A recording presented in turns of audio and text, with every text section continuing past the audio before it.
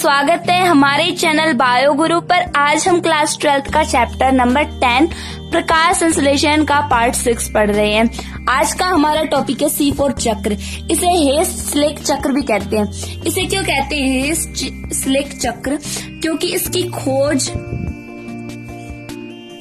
कैप्रिलोन नामक वैज्ञानिक ने मक्के में की थी और कोर्ट चोक ने इसकी खोज गन्ने में की थी। C4 चक्र की खोज कोर्ट चोक ने गन्ने में की, लेकिन इसका विस्तृत अध्ययन किसने किया था? हेस, MD हेस व CR स्लेक द्वारा किया गया। इस कारण से इसे हम हेस-स्लेक चक्र भी कहते हैं। इस चक्र में जो बनने वाला पहला स्थायी उत्पाद है, क्या? प्रथम स्थायी उत्पाद वो होता है OAA यानी ऑक्सेलो एसिटिक एसिड। इस कारण इसमें 4 कार्बन होते हैं। ऑक्सिलो एसिटिक एसिड में 4 कार्बन होने के कारण इसे C4 चक्र कहते हैं। इसका जो मुख्य लक्षण कौन से पादपों में देखने को मिलते हैं? मुख्य लक्षण हमें मिलेंगे इसके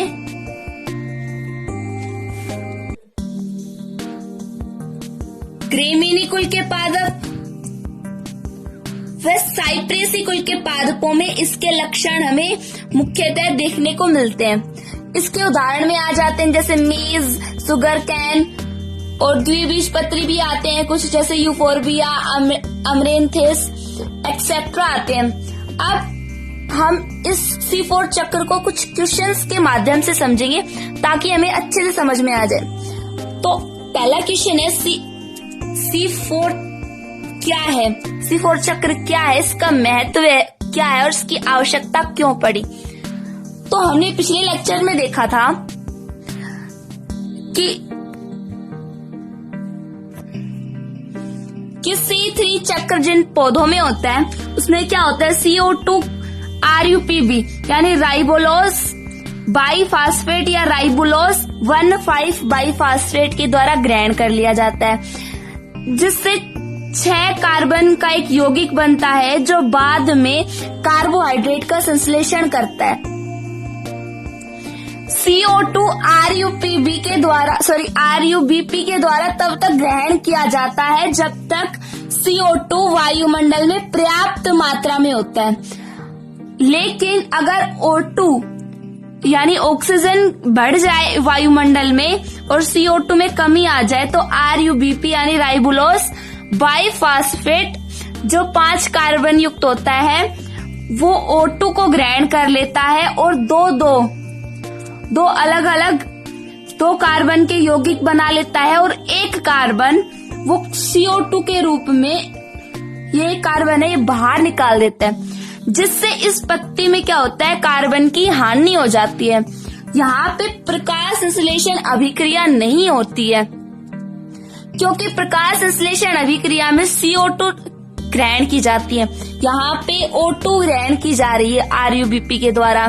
इस कारण यहाँ पे प्रकाश श्वसन अभिक्रिया हो रही है, जिसके कारण जो कार्बन के रूप में संचित भोजन होता है वो कम होता जाता है क्योंकि बाहर निकल रहा है, जिससे इस पत्ती के अंदर कार्बन की कमी आ जाती है, कार्बन की हानि होती है इस लीफ में।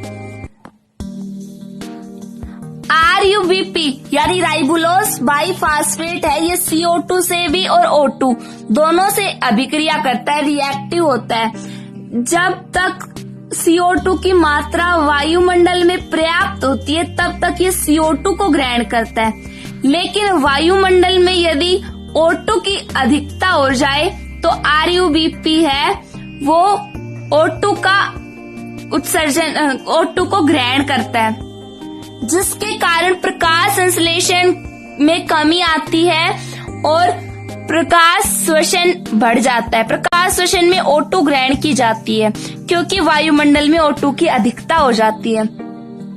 अब प्रकाश श्वसन को रोकने के लिए पादपों में अलग अलग प्रकार की क्या होती हैं, अलग अलग प्रकार के अनुकूलन होते हैं। प्रकृति जो है वो पादपों में एक विभिन्न प्रकार का अनुकूलन उत्पन्न कर देती है, जिसे हम कहते हैं C4 चक्र। वो अनुकूलन होता है C4 चक्र या फिर C4 पाथवे। ये जो C4 पाथवे है ये C3 प्लांट्स से ही बना है। C3 पौधों से C3 पौधों से C4 पौधे बनते हैं। C3 पौधों से C4 पौधे बनते हैं। अब हमने पढ़ लिया कि इसकी आवश्यकता क्यों हुई, क्योंकि प्रकाश श्वसन को कम करने के लिए। अगर प्रकाश श्वसन ज्यादा होगा तो O2 की अधिकता होगी, और O2 की अधिकता होने के कारण जो फूड फॉर्मेशन है यानी भोजन का निर्माण होता है वो कम होता है, और CO2 अधिक होने के कारण भोजन का निर्माण अधिक होता है। इस कारण से जो प्रकाश श्वसन होता है उसमें एनर्जी वेस्ट होती है एक तरीके से, और ना ही फूड का फॉर्मेशन होता है। इस C3 प्लांट्स में ऐसा होता है, इस कारण इनमें एक अनुकूलन हुआ, प्रकृति ने एक अनुकूलन किया जिससे C4 पाथवे, C4 चक्र आया जो C3 पादपों से ही बनता है। C3 और C4 दोनों चक्र एक पौधे में होते हैं। प्रकाश श्वसन को रोकने के लिए C4 चक्र हुआ। इसकी आवश्यकता आपको पता चल गई कैसे हुई। अब इसका महत्व जान लेते हैं। जो C4 चक्र है ये मृदोद्भिद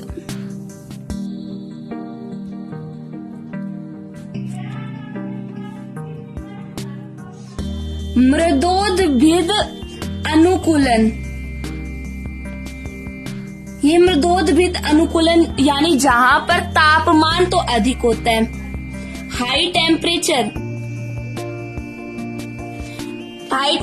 कितना होता है, 30 से 45 डिग्री सेल्सियस तक का उच्च तापमान होता है। इस कारण से ये पादप कम जल और उच्च तापमान वाले स्थानों पर आसानी से पाए जाते हैं, या ये कह सकते हैं कि उष्णकटिबंधीय वनों में भी पाए जाते हैं। C4 प्लांट्स उष्णकटिबंधीय वनों में भी पाए जाते हैं। हाई टेम्परेचर होने के कारण यहाँ पे फोटो रेस्पिरेशन यानी प्रकाश श्वसन होता है। प्रकाश श्वसन में क्या देखा था हमने, यहाँ पे RUBP है वो O2 ग्रहण कर लेता है, जिससे दो कार्बन के यौगिक बनते हैं, और एक जो कार्बन होता है वो CO2 के रूप में बाहर निकल जाता है, जिससे पत्ती में कार्बन की कमी हो जाती है। और C4 पादपों में प्रकाश श्वसन जो है वो अनुपस्थित होता है। यहाँ पे C3 में उपस्थित है प्रकाश श्वसन, लेकिन C4 पादपों में प्रकाश श्वसन है वो नहीं होता, जिसके कारण प्रकाश श्वसन नहीं होने के कारण इनकी उत्पादकता ज्यादा होती है C3 प्लांट्स की तुलना में। प्रकाश श्वसन में क्या हुआ, कार्बन की हानि हुई। इस हानि को रोकने के लिए एक विकल्प हुआ, बचाने के लिए एक विकल्प आया, वो आया C4 चक्र। कार्बन की हानि को रोकने के लिए C4 चक्र हुआ। कुछ ऐसी परिस्थितियां हुई जिससे C4 चक्र आया। इससे CO2 की कमी नहीं होती है। C4 चक्र में पादप में CO2 की कमी नहीं होती, और स्टोमेटा यानी रंध्र जो होते हैं वो बंद होने पर भी उनसे CO2 अंदर नहीं जा पाती, लेकिन अंदर यहाँ जो लीफ होती है उसके अंदर CO2 पहले से मौजूद होती है, जो प्रकाश श्वसन को रोक लेती है। अब ये कैसे अंदर होती है ये हम आगे पढ़ेंगे बहुत विस्तार से। प्लांट्स में यहाँ पे हमने देखा प्लांट्स में कुछ ऐसे अनुकूलन हुए, यानी C4 चक्र आने के कारण कुछ ऐसी परिस्थितियां आई कि जो प्रकाश संश्लेषण है वो कम नहीं हुआ, वो जितना था पहले 100% था वो ही रहा, और O2 है ये RUBP से क्रिया नहीं कर पाया, और ना ही प्रकाश श्वसन फोटो ट्रांसपिरेशन हो पाया। ऐसा किस कारण हुआ, पत्ती की किस आंतरिक संरचना के कारण हुआ, किस एनाटॉमी के कारण हुआ लीफ की, ये अब हम पढ़ेंगे। C4 पादपों में क्रेंज शारीरिकी यानी क्रेंज एनाटॉमी होती है।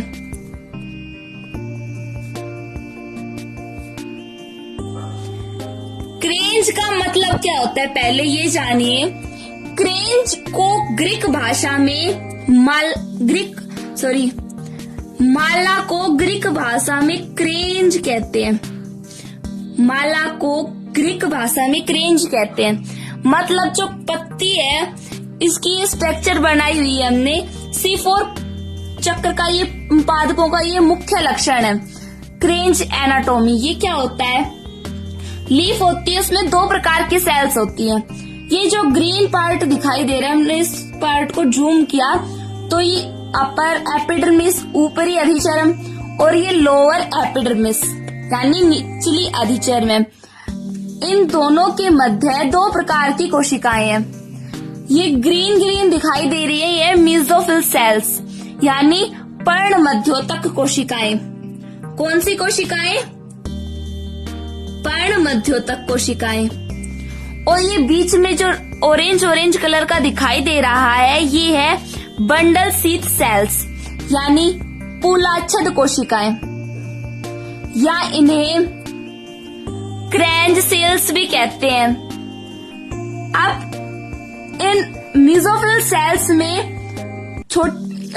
सेल्स में तो होता है C4 चक्र और बंडल शीथ सेल्स में होता है C3 चक्र। अब ये देखेंगे हम आगे विस्तार से पढ़ेंगे कि किस प्रकार से अलग अलग चक्र होते हैं। जो मेसोफिल सेल्स होती हैं, इनमें ये छोटी छोटी जो संरचनाएं दिखाई दे रही है, ये क्लोरोप्लास्ट है। मेसोफिल सेल्स में क्लोरोप्लास्ट है, वो छोटे और सुविकसित प्रकार के होते हैं यानी कम विकासशील होते हैं। और इनके क्लोरोप्लास्ट में ग्रेना पाया जाता है, जिसके अंदर प्रकाशिक अभिक्रिया होती है।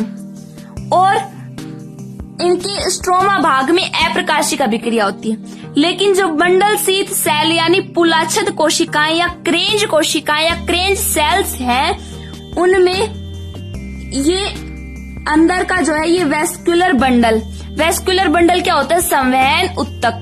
संवहन उत्तक में क्या क्या आते हैं, जाइलम और फ्लोएम।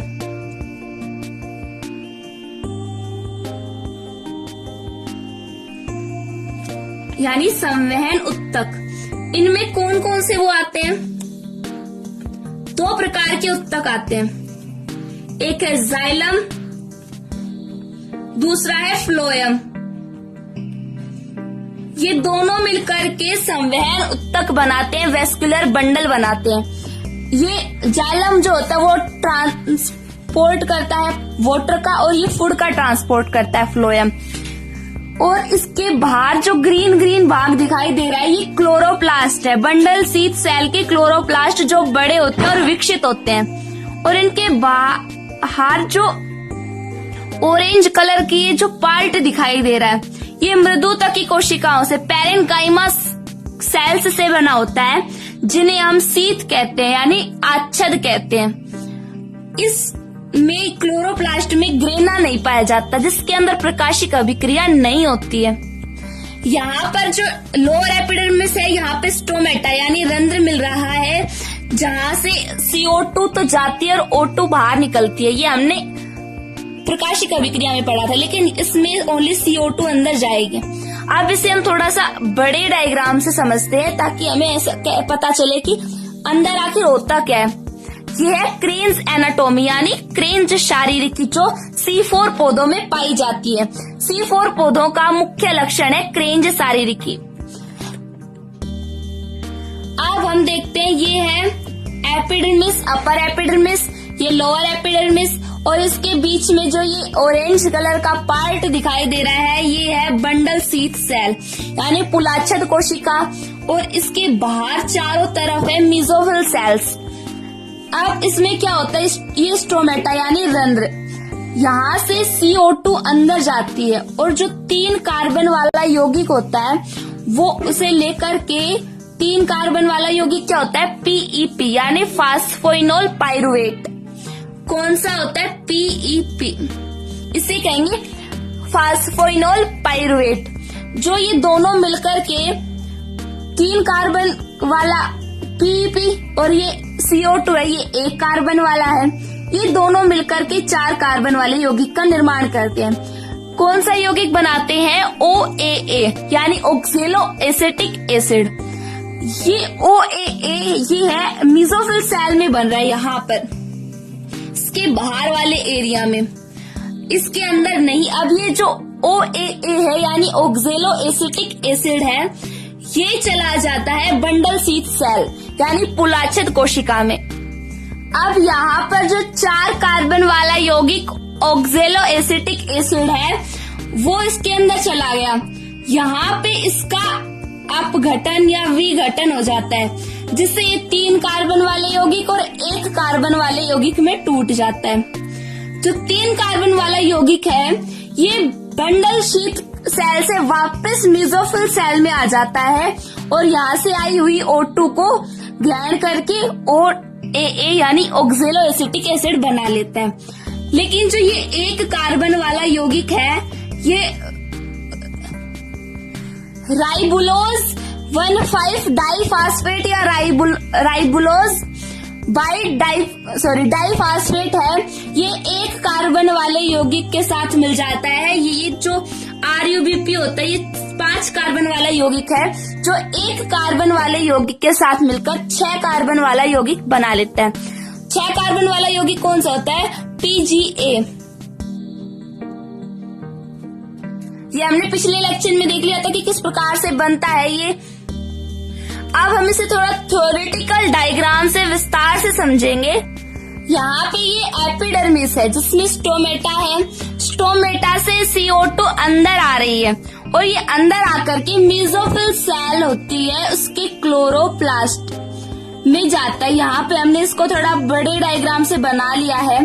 जो CO2 है ये फास्फोफिनोल पाइरुविक एसिड यानी PEP से क्रिया करके जो ये CO2 है ये 1 कार्बन वाला यौगिक है और जो ये PEP यानी फास्फोफिनोल पाइरुविक एसिड है ये 3 कार्बन वाला यौगिक है। ये दोनों मिलकर के 4 कार्बन वाले यौगिक का निर्माण करते हैं जिसका नाम है OAA यानी ऑक्सेलो एसिटिक एसिड। ये PEP कार्बोक्सिलेज एंजाइम की उपस्थिति में ये क्रिया होती है।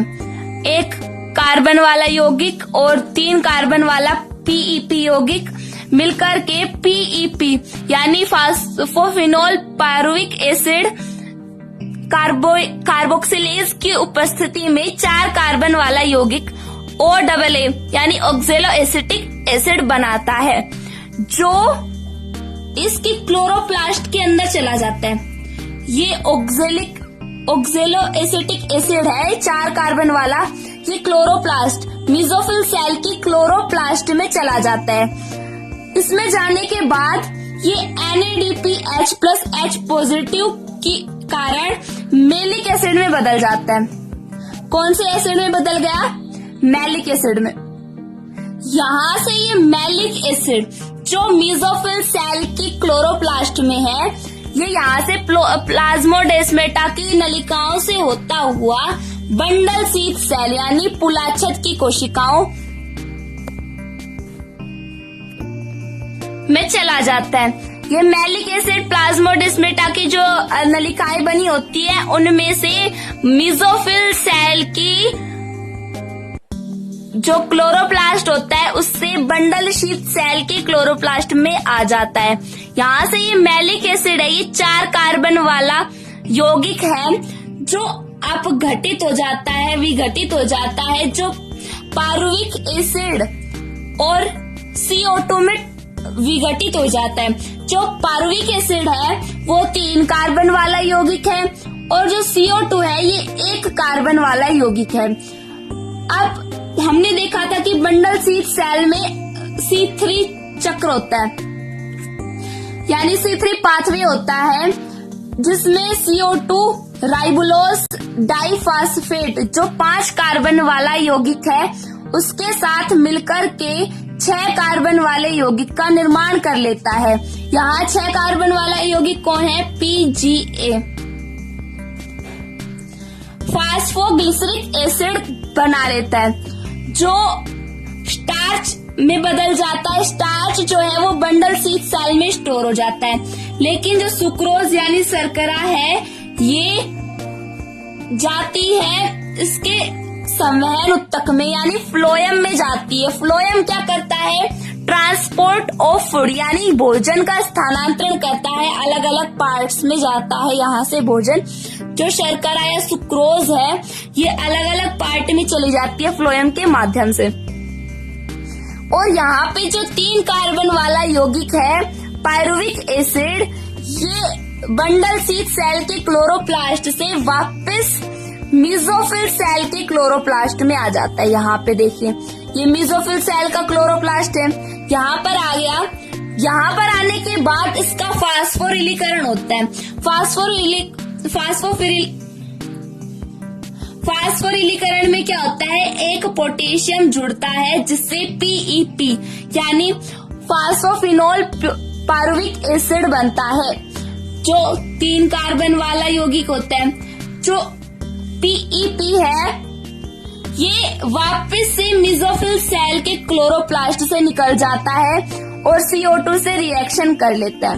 इस प्रकार जो ये पायरुविक एसिड है यहाँ से CO2 से अभिक्रिया की इसने और ऑक्जेलो एसिटिक एसिड बनाया। ऑक्जेलो एसिटिक एसिड है ये मीजोफिल के क्लोरोप्लास्ट में चला जाता है और NADPH+H पॉजिटिव की सहायता से मैलिक एसिड बनाता है। मैलिक एसिड मीजोफिल सेल के क्लोरोप्लास्ट भाग से बंडल शीथ सेल के क्लोरोप्लास्ट में चला जाता है। यहाँ ये 4 कार्बन वाला यौगिक मैलिक एसिड है ये विघटित हो जाता है, 2 भागों में टूट जाता है, पायरुविक एसिड और CO2। पायरुविक एसिड है ये वापस बंडल शीथ सेल से मीजोफिल सेल के क्लोरोप्लास्ट में चला जाता है और यहाँ पर इसका फास्फोरिलीकरण होता है जिससे ये PEP बना लेता है और PEP बनाने के बाद ये इसके क्लोरोप्लास्ट से बाहर चला जाता है CO2 से अभिक्रिया करने के लिए। और नीचे जो CO2 है एक कार्बन वाला वो राइबुलोज 1,5 डाइफॉस्फेट जो 5 कार्बन वाला यौगिक है उसके साथ अभिक्रिया करता है। इसमें कौन सी रिएक्शन होती है? C3 रिएक्शन होती है, C3 चक्र होता है। यहाँ से ये C3 चक्र स्टार्ट हो जाता है। ये दोनों मिलकर के 6 कार्बन वाले यौगिक PGA फास्फोग्लिसरिक एल्डिहाइड का निर्माण कर लेते हैं जो स्टार्च और सुक्रोज में टूट जाता है। स्टार्च जो है वो इसके अंदर स्टोर रह जाता है और सुक्रोज यानी शर्करा है वो यानी संवहन उत्तक के फ्लोएम भाग में भेज दी जाती है। यहाँ से ये फ्लोएम ये क्या कार्य करता है? Transport of food. यहाँ पे शर्करा है इसका ट्रांसपोर्ट करेगा अलग अलग पार्ट्स में, प्लांट्स के अलग अलग पार्ट्स में। तो ये आपको समझ में आ गई होगी। अब हम इसको थोड़ा रिएक्शन टाइप में देखते हैं।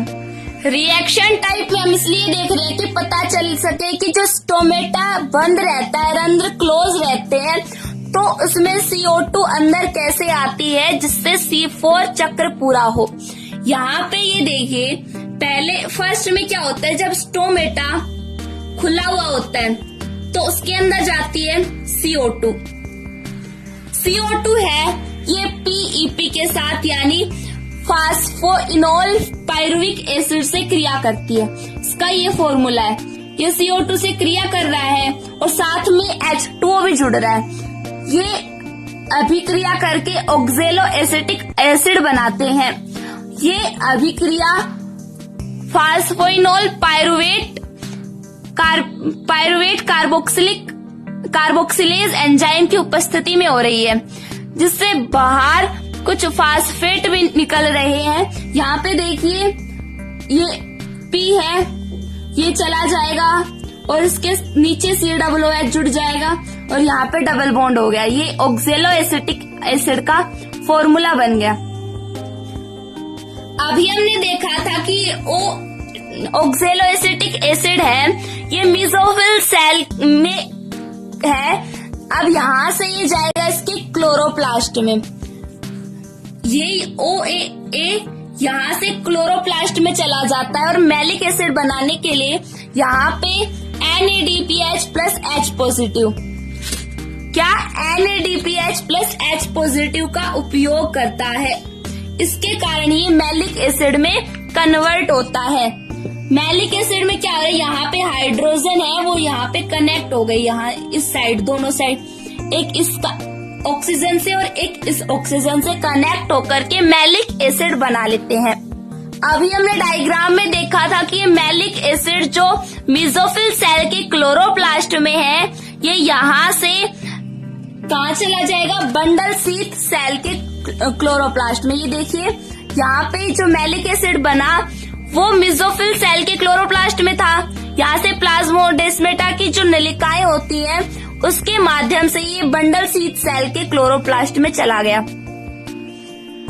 अब बंडल शीथ सेल में जाने से पहले हम जो मेसोफिल सेल की एक अभिक्रिया है उसके बारे में वो जान लेते हैं। यहाँ पे एक अभिक्रिया और होती है जिसका नाम है ट्रांसएमिनेशन अभिक्रिया। कौन सी अभिक्रिया, ट्रांसएमिनेशन अभिक्रिया या क्रिया। इसमें क्या होता है, जो ऑक्जेलोएसिटिक एसिड है ये ट्रांसएमीन्स की उपस्थिति में एस्पार्टिक एसिड में बदल जाता है। यहाँ पर ये 4 कार्बन वाला यौगिक था और यहाँ पर ये 4 कार्बन वाला यौगिक ही रहेगा, एस्पार्टिक एसिड। अब हम देखेंगे कि जो मैलिक एसिड है वो मेसोफिल सेल के क्लोरोप्लास्ट से बंडल शीथ सेल के क्लोरोप्लास्ट में जाता है और वहाँ कौन कौन सी रिएक्शंस होती हैं। नेक्स्ट आता है bundle sheath cell in leaf, यानी पत्ती में पुलाछत में कौन कौन सी क्रियाएं होती हैं पुलाछत कोशिकाओं में। इसमें पहली रिएक्शन होती है, इसमें जो 4 कार्बन वाले यौगिक कौन कौन से आए थे जरा बताना। पहला आया था ऑक्जेलो एसिटिक एसिड OAA, दूसरा मैलिक एसिड आया था जो 4 कार्बन वाला था, थर्ड आया था एस्पार्टिक एसिड जो ट्रांसमिशन क्रिया से 4 कार्बन वाले यौगिक से यानी ऑक्जेलो एसिटिक एसिड से एस्पार्टिक एसिड बना जो 4 कार्बन वाला ही है। इन तीनों में से कोई भी एक, यहाँ हम पढ़ेंगे malic acid. Bundle sheath cell यानी पुलाछत कोशिकाओं में इनका डीकार्बोक्सिलेशन होता है जिससे ये 2 भागों में टूट जाते हैं। कौन कौन से, पायरुवेट एसिड यानी जो 3 कार्बन वाला यौगिक है और एक होता है CO2, 1 कार्बन वाले यौगिक में टूट जाते हैं। यहाँ पे अभी हमने देखा था कि जो मैलिक एसिड है वो 2 भागों में टूट गया, पायरुविक एसिड और CO2। सॉरी, यहाँ पे पायरुविक एसिड तो वापस कहाँ चला गया, बंडल शीथ सेल के क्लोरोप्लास्ट से मेसोफिल सेल के क्लोरोप्लास्ट में। और जो CO2 है ये किस प्रकार से कार्य करेगा, अब हम देखेंगे किस प्रकार से टूटता है। यहाँ पे जो मैलिक एसिड है जो 4 कार्बन वाला यौगिक है ये NADP पॉजिटिव की उपस्थिति में पायरुविक एसिड और एक CO2 में टूट रहा है। ये पायरुविक एसिड है ये 3 कार्बन वाला यौगिक है और CO2 ये 1 कार्बन वाला यौगिक है। पायरुविक एसिड तो बंडल शीथ सेल से की क्लोरोप्लास्ट से वापस कहाँ चला जाता है, मेसोफिल सेल के क्लोरोप्लास्ट में। और जो CO2 होता है ये काम आता है C3 चक्र में। अभी देखेंगे हम आगे। अब यहाँ पे जो पायरुविक एसिड है ये इसका फास्फोरिलीकरण होगा। फास्फोरिलीकरण मतलब यहाँ पर एक इसमें जो फास्फेट आयन है वो जुड़ जाएगा जिससे ये बना लेगा PEP यानी फास्फोइनोल पायरुवेट एसिड। ये देखिए आगे की रिएक्शन, यहाँ पे पायरुविक एसिड है जो का फास्फोरिलीकरण हो रहा है जिससे ये PEP बनाता है। ये पायरुवेट फास्फेट डाइकाइनेज एंजाइम की उपस्थिति में पीईपी बना रहा है। यहाँ पे पायरुविक एसिड है, ये 3 कार्बन वाला यौगिक है, और पीईपी यानी फास्फोइनोल पायरुवेट एसिड बनाता है जो 4 कार्बन वाला यौगिक है। अब ये पीईपी है, ये CO2 ग्राही होता है, यानी कार्बन डाइऑक्साइड ग्राही होता है, CO2 को ग्रहण करता है, O2 को नहीं ग्रहण करता। यहाँ पे अगर प्रकाश श्वसन के समय स्टोमेटा क्लोज रहते हैं तो C3 चक्र किस प्रकार से होगा। यहाँ जो CO2 है जो मैलिक एसिड के विघटन से बनाया, अभी हमने देखा था यहाँ पर कि मैलिक एसिड पायरुविक एसिड और CO2 में टूट गया। CO2 तो चला गया मेसोफिल सेल के क्लोरोप्लास्ट में, और CO2 है ये राइबोलोज डाइफास्फेट के साथ क्रिया करके PGA बना लेता है। यहाँ पर C3 चक्र होता है। इसी प्रकार यहीं पर भी है कि जो CO2 बचा, ये CO2 है, ये RUBP यानी राइबोलोज डाइफास्फेट या राइबोलोज 1,5 डाइफास्फेट की उपस्थिति में के साथ क्रिया करता है रुबिस्कस एंजाइम की उपस्थिति में। रुबिस्को एंजाइम की उपस्थिति में ये दोनों क्रिया करके PGA बना लेते हैं।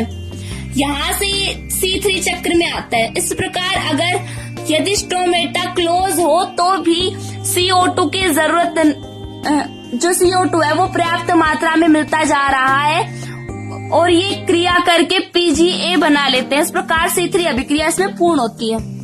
अब हमारा नेक्स्ट टॉपिक है C4 पादपों में C4 चक्र की विशेषताएं। इसकी पहली विशेषता है कि जो C4 पादप होते हैं उनमें CO2 यदि न्यून मात्रा में या अत्यंत कम सांद्रता में आता है तो भी इसमें ये प्रकाश संश्लेषण क्रिया कर लेता है। कौन सी क्रिया कर लेता है? प्रकाश संश्लेषण। ये कह सकते हैं कि ये जैविक दृष्टि से अच्छे पादप होते हैं। ये जैविक दृष्टि से अच्छे पादप होते हैं।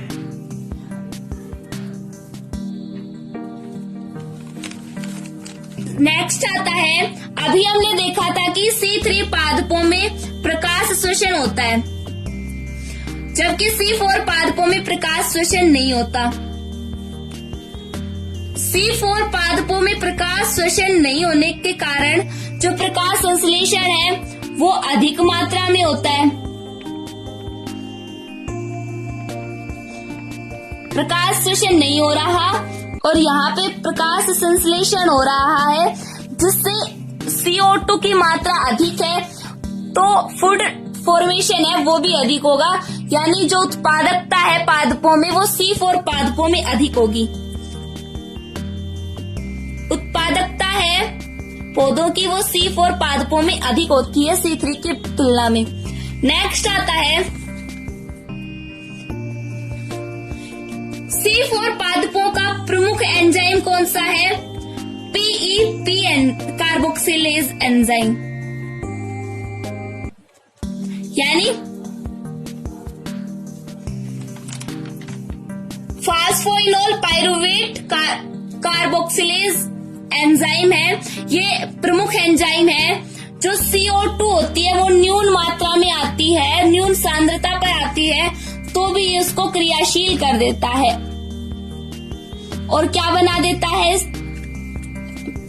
पायरुवेट PEP से क्रिया करके OAA ऑक्सेलो एसिटिक एसिड बना देता है।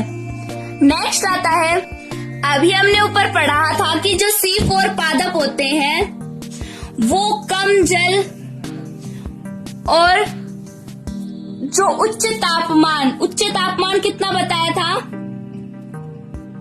30 से 45 डिग्री सेल्सियस के तापमान वाले स्थानों पर भी रह सकते हैं, या ये कह सकते हैं कि उष्ण कटिबंधीय क्षेत्र में भी रह सकते हैं।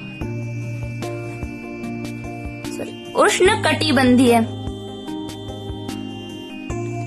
कटिबंधीय क्षेत्र में भी पाए जाते हैं C4 पादप। नेक्स्ट टॉपिक है हमारा C3 व C3 और C4 चक्रों में अंतर। तो एक साइड हम इसके लक्षण लिखेंगे और इनकी तुलना करेंगे। पहला आता है अनुकूल तापमान। जो C3 चक्र होता है वो कितने तापमान के मध्य होता है? 30 से 25 डिग्री सेल्सियस ताप के मध्य में ये चक्र होता है। जबकि C4 चक्र है ये 30 से 45 डिग्री सेल्सियस तापमान वाले स्थानों पर भी पाए जाते हैं इसके वृक्ष। नेक्स्ट आता है क्रेंज शारीरिकी यानी क्रेंज एनाटोमी। अभी हमने देखा था कि क्रेंज शारीरिकी है वो C4 पादपों में पाई जाती है, C3 पादपों में नहीं पाई जाती। नेक्स्ट आता है प्रथम स्थायी उत्पाद यानी C3 और C4 चक्रों में प्रथम स्थायी उत्पाद कौन कौन से होते हैं? तो C3 पादपों में तो होता है PGA और C4 पादपों में होता है OAA। जो PGA है वो 3 कार्बन वाला यौगिक होता है, इस कारण से C3 चक्र कहते हैं। और जो ऑक्जेलो एसिटिक एसिड OAA है ये 4 कार्बन वाला यौगिक होता है, इस कारण इसे C4 चक्र कहते हैं। फास्फोग्लिसरिक एसिड PGA में 3 कार्बन वाला यौगिक पाया जाता है। जो 3 कार्बन वाला यौगिक होता है इस कारण से C3 चक्र कहते हैं। नेक्स्ट आता है CO2 का स्थिरीकरण स्थल यानी इसमें CO2 का स्थिरीकरण स्थल कौन सा होता है? अभी हमने देखा था कि जो C3 चक्र होते हैं उसमें केवल पर्ण मध्योतक यानी मेसोफिल सेल्स है C3 चक्र में, और C4 चक्र में ये दोनों प्रकार के होते हैं। मेसोफिल सेल्स यानी पर्ण मध्योतक सेल कोशिकाएं और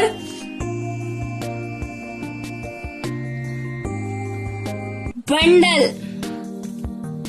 शीत सेल और मेसोफिल सेल यानी पर्ण मध्योतक कोशिकाएं और पूलाच्छद कोशिकाओं दोनों में CO2 का स्थिरीकरण स्थल होता है। नेक्स्ट इसका अंतर आता है में प्रमुख एंजाइम C3 में प्रमुख एंजाइम होता है RUBP कार्बोक्सिलेज यानी राइबोलेज डाइफास्फेट कार्बोक्सिलेज, और C4 में होता है PEP कार्बोक्सिलेज एंजाइम और रुबिस्को एंजाइम। नेक्स्ट आता है 6th नंबर